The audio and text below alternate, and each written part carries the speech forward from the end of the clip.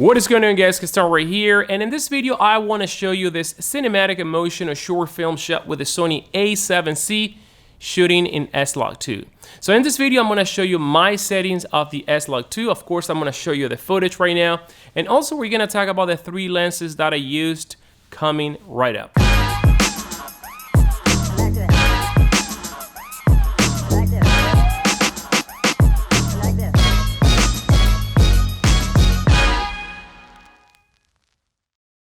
Welcome back to the channel, guys. Gaston right here, and before we jump into this video that I'm about to show you, let me remind you about the free giveaway of the Sony A7C happening right here in the channel. In order to enter, all you have to do is subscribe to this channel, enable notifications, and go follow me on Instagram and Twitter at Gaston Shutters. I'll be making the announcement on Christmas, so good luck to all of you guys. Alright, so last Saturday I was planning to shoot this video with the Sony A7C just to show you the capabilities of this camera, especially when shooting in Slog-2. Now, what happened is that it started raining really hard. We got the storm Eta that was actually slamming us for several days, and it's still raining right now. And, you know, I had 2 options: either, you know, postpone my shoot for the following weekend or work with what I had, which was a lot of rain on and off. So I asked my family if they would actually come with me to the park and do this video, and they agreed. So without any further ado, let me just show you the video, and then we're going to be talking about all the settings.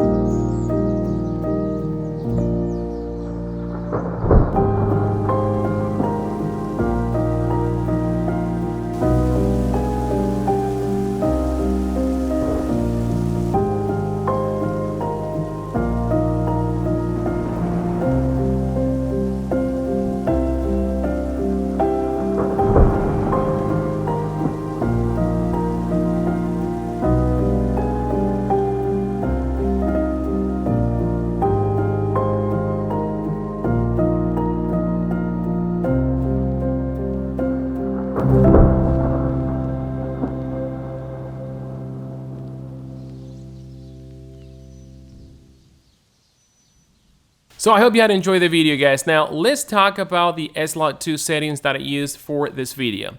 Well, one of the things that you need to understand is that when shooting on an 8-bit camera, Slog2 could be completely flat, super flat, for a lot of the recovery that we want to do in post-production.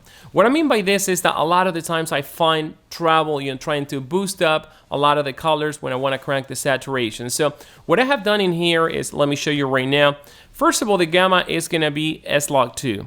Then the color mode is going to be S-Gamut 3.Cine, and the other parameter that you're gonna change, or I suggest you change, is the saturation. So I bumped the saturation to +15. A lot of the times I bumped it to +10 or even +20, depending the situation that I'm shooting.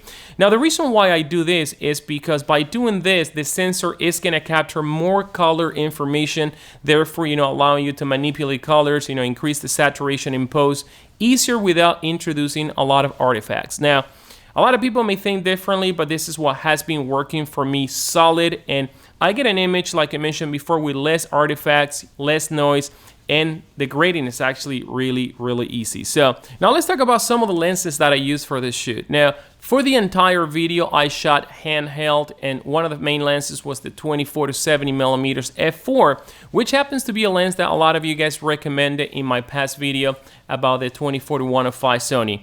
Now, this lens is actually pretty good. I mean, it's not better than the 24 to 105, but it was the lens that I used for the shoot, and I think that it did a pretty good job. Now, a plus of this lens is that also has in-body image stabilization, and the image stabilization of this lens is pretty rock solid.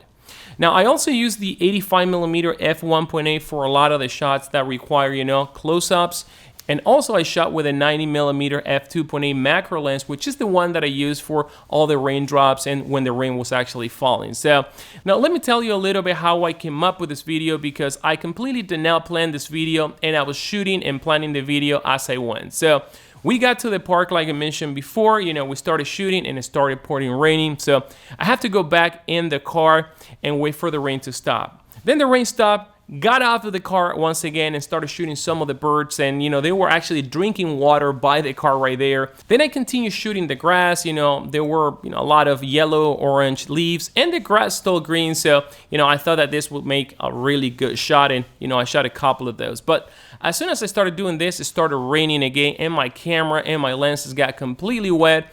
And I was a little bit afraid that I was gonna ruin the gear, so I actually went back to the car, called it a day, and I went home.